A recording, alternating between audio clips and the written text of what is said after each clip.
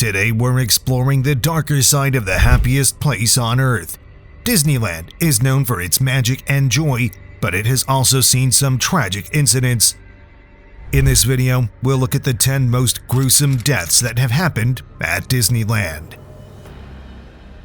Disneyland has been a symbol of fantasy and joy for almost 6 decades, attracting millions of visitors with its sparkling facade. Beginning as a 160-acre orange grove, Walt Disney converted this land into an enchanting kingdom with more visitors than any other theme park in the world.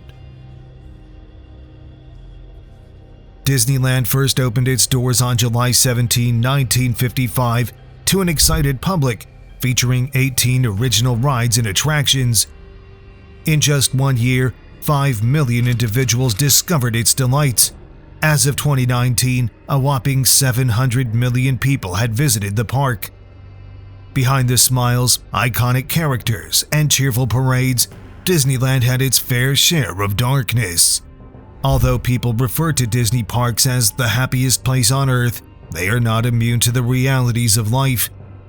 Regardless of the strong safety precautions and family-friendly environment, accidents happened. Let's begin our journey with the latest shocking incident at Disneyland in Anaheim, California. On June 5, 2024, a tragic accident unfolded here. A Disneyland employee suffered a head injury and a serious golf cart accident. Despite receiving medical care, the employee sadly passed away 2 days later. But before we dive into the details, make sure to hit that subscribe button and give this video a thumbs up so you can stay ahead of the curve and be the first to know about these stories from around the world. A Disney employee has died after falling from a golf cart in a backstage area of the park earlier this week. Anaheim police say 60-year-old Bonnie Mavis Lear fell off the moving golf cart on Wednesday and died yesterday. Disney officials say Lear worked as a manager at Club 33.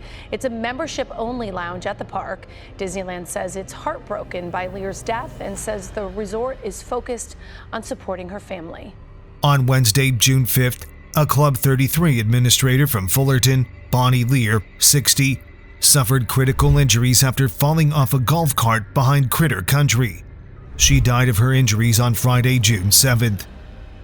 Lear works in membership assistance for Club 33, a members-only restaurant and lounge in the park's New Orleans Square area. Ray Delgado, a Disney California Adventure employee, stated on Facebook that the collision caused Lear's skull to shatter and his brain to swell. Bonnie was traveling on the rear-facing seat of a golf cart along with 3 passengers behind Critter Country, Delgado posted to Facebook. The vehicle's driver was driving at least 20 miles per hour on the route. The golf cart collided with a bump or dip in the road, causing Bonnie to respond quickly. When she tried to hold the handrail, it gave way and threw her out of the truck. While traveling at least 20 miles per hour, the driver encountered a bump or dip in the road. She went to grab the handrail and it gave way and sent her out of the vehicle.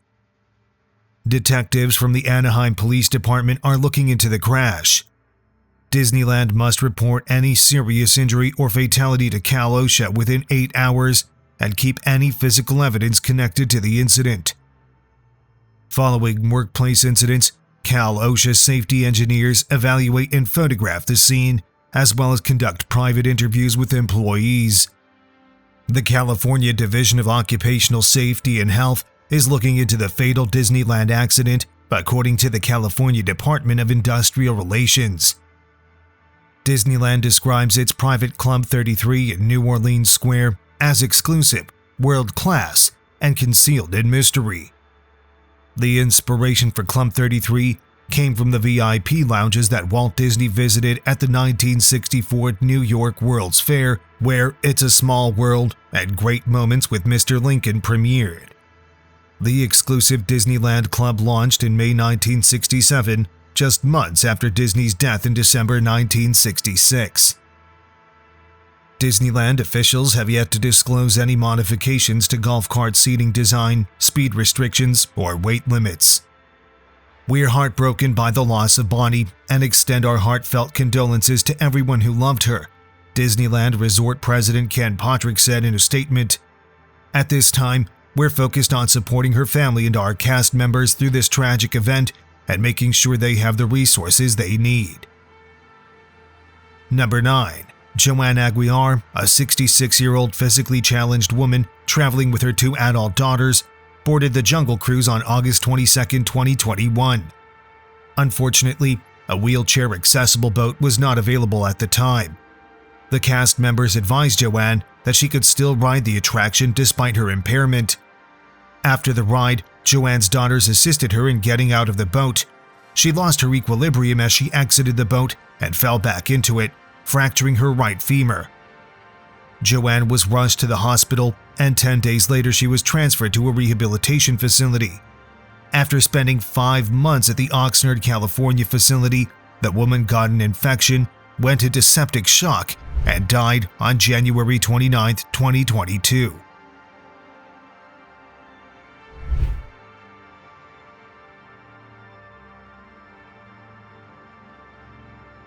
The Aguilar family filed a complaint against Disney, claiming that Disneyland employees laughed at a 66-year-old disabled lady before she fell from the Jungle Cruise ride. At the end of the journey, park officials allegedly placed small unsecured blocks on top of the boat's steps to lower the height of each step, but Aguilar struggled to climb them. According to the complaint, instead of assisting the family, Disneyland employees began laughing and giggling at the woman's difficulties, leaving her feeling ashamed and embarrassed. The lawsuit claims that Aguilar felt dehumanized by his condition. Disney asserted that Joan's injuries resulted from her own negligence and that she was not discriminated against or denied equal access. According to them, the ride offers an ADA-accessible boat that allows disabled parkgoers to embark without leaving their wheelchairs, but Aguilar opted to ride a conventional boat with the assistance of her daughters. Aguilar's family is demanding unspecified compensation for bodily pain, emotional anguish, and humiliation, as well as any medical bills, funeral expenses, and attorney's fees. The family's attorney, Michael Giandrin, said, "My clients went to Disneyland hoping to make lifelong, joyful memories, but instead, they remember the lack of dignity and respect shown to their mother, which ultimately led to her death."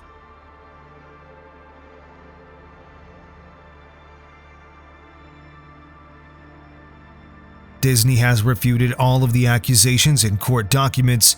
The corporation contends that Aguilar and her daughters were aware of the dangers involved in visiting the theme park and that it was not at fault for Aguilar's injuries. The business asked for the lawsuit to be thrown out. The Aguilar family's lawsuit against Disney was still ongoing. Number 8. During the thrilling ride, 2 bolts from the locomotive's left guide wheel assembly came loose and fell off the vehicle, causing an axle to jam into the railroad's ties. The locomotive nosedived, and its rear hit the top of a tunnel. The force snapped a tow bar connecting the locomotive to the lead passenger car, which slammed into the locomotive's undercarriage.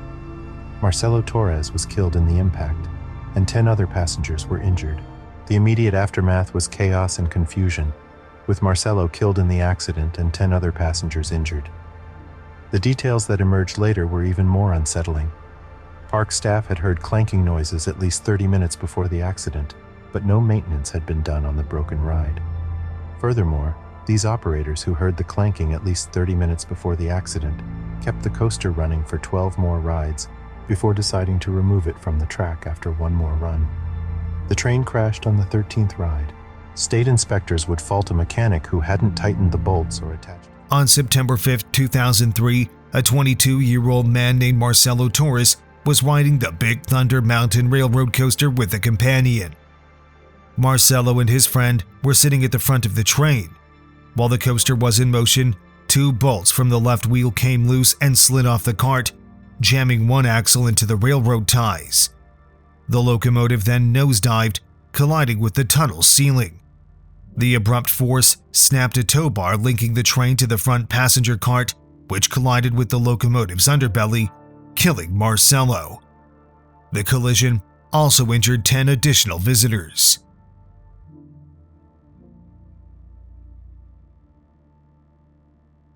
According to a coroner's statement provided by the county sheriff's department, Marcelo Torres of Gardena suffered blunt force trauma to the chest. This trauma shattered his ribs, which in turn caused a laceration of his lungs. The lung laceration resulted in serious blood loss. According to an investigation, the train's poor maintenance was the reason behind the accident. According to state authorities, the accident was caused by insufficient maintenance and operators who were not instructed to take action if a ride began producing weird noises. Less than an hour before the incident, a third train was added to the ride. The train had been out of service for 3 days due to normal maintenance. The report discovered that staff had mistakenly failed to tighten 2 screws properly. It made 12 trips around without any problem. However, numerous ride operators reported strange sounds. The report stated that a wheel assembly that keeps the lead vehicle on the track had fallen off, most likely after the car completed its 12th run. According to the investigation, the accident occurred approximately 1/3 of the way into the 13th ride when the train hit an uphill incline and an axle assembly moved, breaking a connecting rod. After the 13th ride, the operators planned to go offline for an inspection but never got the chance, according to the report. This was not just one mechanic making a mistake, explained Wiley Aitken, who represented the Torres family. This was really basic to how they were running the park. Following the crash, the state ordered Disneyland to take several actions. These included retraining ride maintenance workers, managers, and operators. Additionally, they must conduct a test run of all cars on Big Thunder Mountain before loading passengers. Moreover, those responsible for ride maintenance must sign off on their completed work. Unlike the Joan Aguilar incident, Disney admitted its role in the accident and reached a settlement with the Torres family for an undisclosed amount. However, Marcelo Torres' parents have decided to donate $500,000 to Brooks College in Long Beach. They want to use the money to support young artists who dream of making animated films just like their son did. "We know no amount of money can bring Marcelo back," said Hyman Carmen Torres of Gardena, "but this is the only way the law can attempt to put things right. We hope to find serenity now that this long, emotional journey has ended and we have some answers."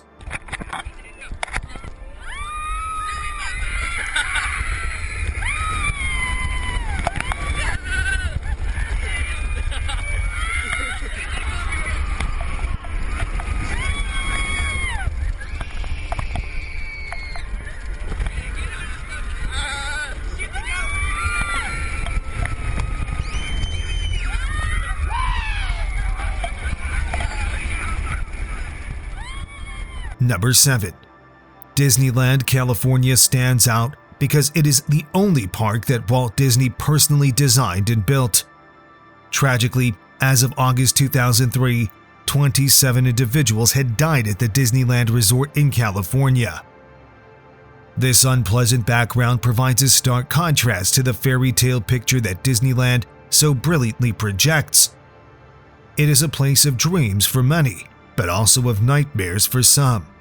While the majority of tourists had a lovely experience, some have suffered unimaginable tragedies, such as Jose Martinez, a quadriplegic man who became stuck on the It's a Small World ride. For Martinez, the ride was more than simply an annoyance. It was a terrible and life-threatening experience. Martinez and his wife opted to ride the famous attraction in 2009, but something went wrong along the way. The ride broke down, and the other passengers were removed, but Martinez couldn't move. With the music blasting and the urgency of the situation increasing with each passing minute, his blood pressure increased, causing a life-threatening nervous system reaction. In the 40 minutes stranded on the ride, Martinez developed dysreflexia, a condition common to people with spinal cord injuries induced by stress and overstimulation. Dysreflexia can cause a stroke or death. He experienced extreme emotional pain, humiliation, and discrimination while unable to flee his colorful cage. Martinez's lawyer is David Geffen, a Santa Ana attorney. Disneyland employees evacuated other riders but had no way to assist Martinez, who is paralyzed and uses a wheelchair, Geffen stated. Into looking at merely at the 4 evacuation routes. We said, look, Disney has to prepare, it has a plan for able-bodied people on how to evacuate out of the park and how to evacuate out of rides, but it has no planning for people with disabilities. And we found that Disneyland employees were not being trained on which evacuation routes were accessible and which ones are not. We found that they had an evacuation map that did not say which evacuation routes were accessible and which were not. And we found that Disneyland itself didn't know until we started asking the questions, which of these evacuation routes were accessible and which were not. So we asked the court, look, either make them put it on their map which ones are accessible, so people know, tell people so they know which ones are accessible, or make them accessible so you don't have to train, you don't have to tell, you don't have to put it on the map, make them all accessible. But do something and don't leave it until an emergency and people are funneling out of the park on an inaccessible path of travel and blocking mothers with frantic children trying to get out of the park. Martinez suffers from panic attacks and high blood pressure, both of which became an issue as he sat in the boat with the Small World song playing over and over, Geffen stated. He was half in the cave of the ride and half out, Geffen explained. The music blared. They couldn't make it go off. Disneyland spokeswoman Susie Brown said the Anaheim theme park feels it gave adequate help during the event and is disappointed that the judge did not agree. Martinez's ordeal resulted in a lawsuit that ended in a modest $8,000 settlement. Half of the compensation ordered is for pain and suffering, while the remainder is for a violation of disability law. According to the Orange County Register, U.S. District Judge James Selna ruled that Disney should have provided adequate warning that a disabled person could become stranded on the ride. To disabled guests. The court goes on and on about how Disney unfairly treated disabled guests.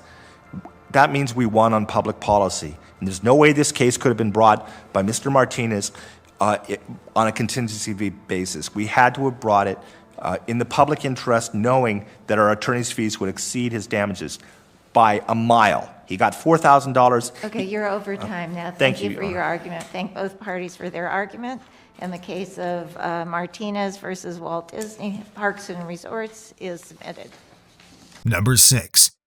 Deborah Gail Stone, an 18-year-old hostess from Santa Ana, was part of the magic at Disneyland by working the America Sings attraction. Standing 5'2" with a friendly grin, her role was to meet the audiences as they entered the rotating theater.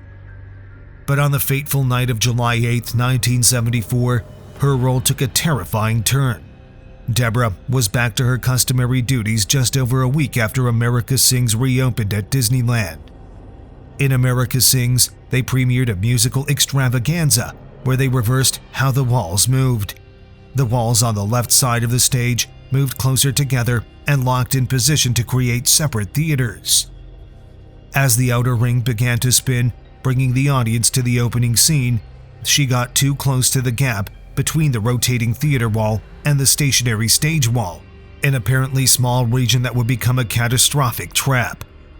Standing to the left of the stage, Stone welcomed the Disneyland guest with the microphone before the outer ring revolved and transported the audience to the first scene of the carousel. Stone died after she was crushed between the spinning theater wall and the non-moving stage wall at about 11 p.m. She died during a 45-second break in which the crowd had left the theater and was shifting into position to begin a new cycle. Let's investigate the situation and look into the specifics. The ride had 6 stages in the central nucleus of the building. These 6 theaters rotated in series to allow the theater audience to see each popular show in order. The program lasted 24 minutes and featured 4 large musical acts, as well as a medley of historical pieces sung by animated animals.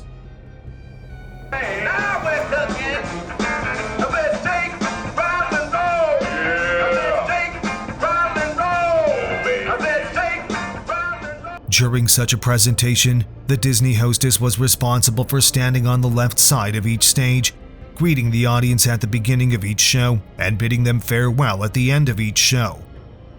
The only issue was that the theaters in the previous ride, Carousels of Progress, traveled clockwise around the nucleus. This meant that the walls on the left side of the stage moved apart. However, in America Sings, the rotation was reversed, resulting in the walls moving towards each other on the left side of the stage and closing in place to separate each theater from the other. Debbie Stone had an evening shift at America Sings on that fateful night. When the last show ended at 10:30 p.m. and the stages were moving during the 45-second interval, a guest from the adjacent theater heard a blood-chilling scream. Hello everyone, welcome to our presentation of America Sings. We have a few last reminders before we start. Please, no smoking or eating, and especially no flash photography here in our theater. Also, for your own personal safety, remain in your seats at all times, especially while the carousel is in motion.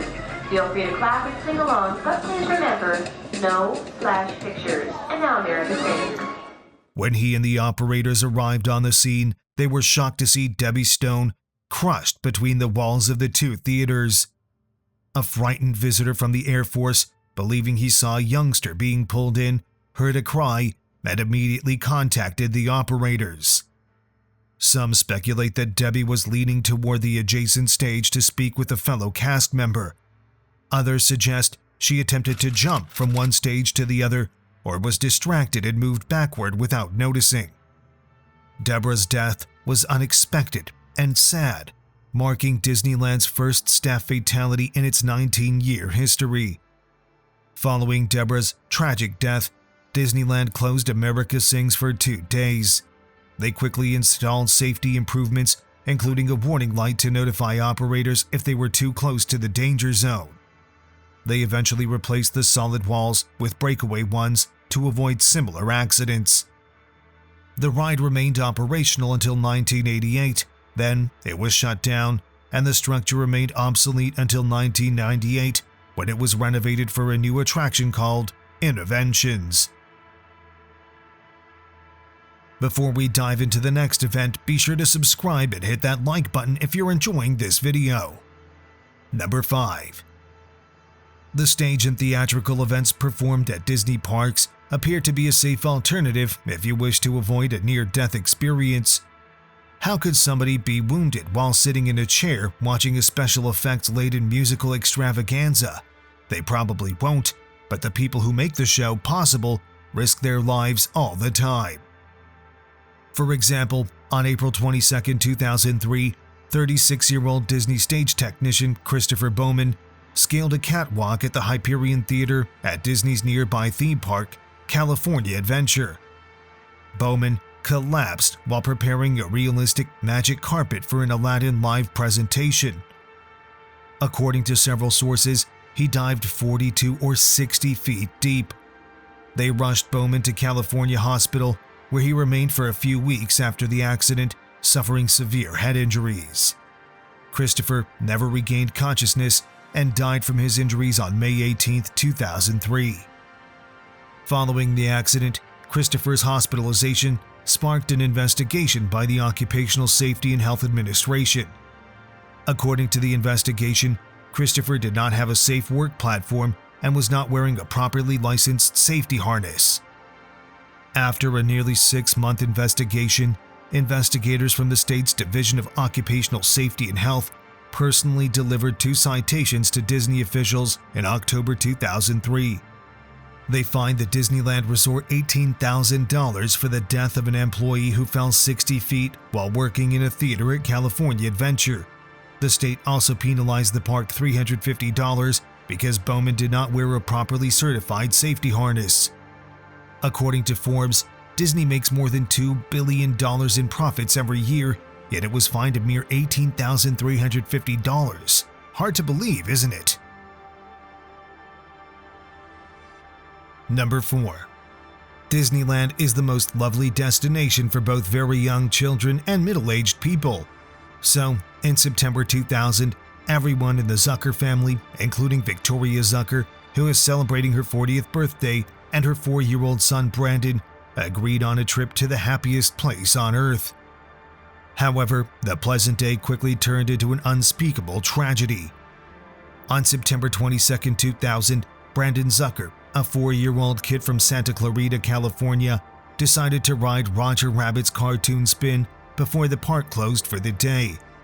The young Zucker tumbled out of his automobile and was carried about 10 feet before becoming stuck beneath another vehicle. The car rolled over him, folding his 45-pound body in half. He was stuck for almost 10 minutes before being rescued. That was a short distance for a short time, but it resulted in catastrophic internal damage for Zucker, including a ripped spleen, liver, and diaphragm. Brandon experienced cardiac arrest and sustained lifelong brain damage as a result of the collision. Although he would occasionally smile and chuckle, he would never walk or speak again for the rest of his life. He was put into a drug-induced coma for over a month.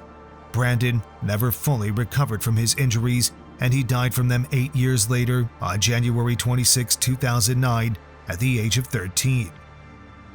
"It's done," Victoria Zucker stated. "Each time he was poked and prodded, another piece of my heart was ripped away. I've been grieving for 8 years." After the tragedy, Disneyland revised some of its safety protocols. About 2 weeks after the incident, Disney published a letter instructing staff to call 911 directly in the event of an emergency. Prior to that, employees called a central communications center, which then alerted the Anaheim Fire Department. 8 months after the tragedy, Disney decided to station paramedics within the park. In 2003, Disneyland introduced a child-friendly safety campaign. The accident marked the first significant investigation by the State Division of Occupational Safety and Health under legislation governing amusement parks. That law compelled parks to report major injuries and accidents, and it authorized the state to investigate and order repairs. An inquiry revealed that the lap bar malfunctioned and Brandon was in the wrong seat in the cab. The state ruled that Disneyland staff did not properly load Brandon onto the ride, placing the smallest child furthest from the cutout doorway and failing to fully lower the lap bar. It also ordered major safety improvements to the attraction, such as a sensor-equipped guard around the bottom of each car. The Zuckers sued Disneyland and settled for an unknown sum to help pay for his expensive medical treatment. Details of a 2002 settlement between Disney and the Zucker family were not published. Some legal experts familiar with such instances estimated that it was between $20 and $30 million. Number 3. Christina Moreno, a 23-year-old woman from Barcelona, Spain, and her husband were on their honeymoon in California on June 25, 2000. The couple decided to spend the day at Disneyland, where they rode the Indiana Jones adventure attraction. After the ride, Christina complained of a strong headache. They decided to go back to their hotel in Hollywood. Christina was then admitted to Cedars-Sinai Medical Center, where she was diagnosed with a brain hemorrhage. They then transported her back to Spain via air ambulance. Christina never recovered from the brain bleed and died on September 1, 2000, of a cerebral aneurysm. The Moreno family sued Disney, alleging that her death was caused by the ride's intense shaking and stress. The lawsuit, filed in Los Angeles County Superior Court, her family's attorney, Barry Novak, claims that Disney management neglected to make the ride safer. He also asserts that they failed to adequately warn passengers of the risk despite previous injuries. Novak has handled 2 cases against Disney involving brain injury sustained by passengers on the Indiana Jones ride. Both have been settled, although the company did not admit any responsibility. Disneyland spokesperson Ray Gomez defended the attraction. "We believe Indiana Jones is a safe ride and it did not cause the injuries to the plaintiffs in the case," he stated.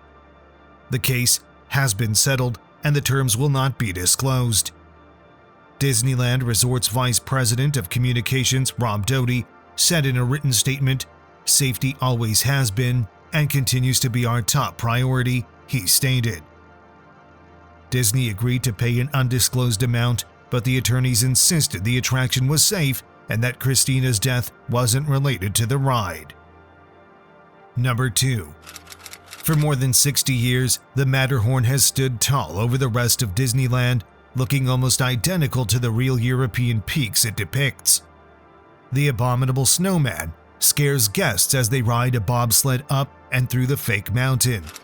That is the most dangerous situation kids will likely face on the Matterhorn, as long as their seatbelts are buckled and they remain inside the cars.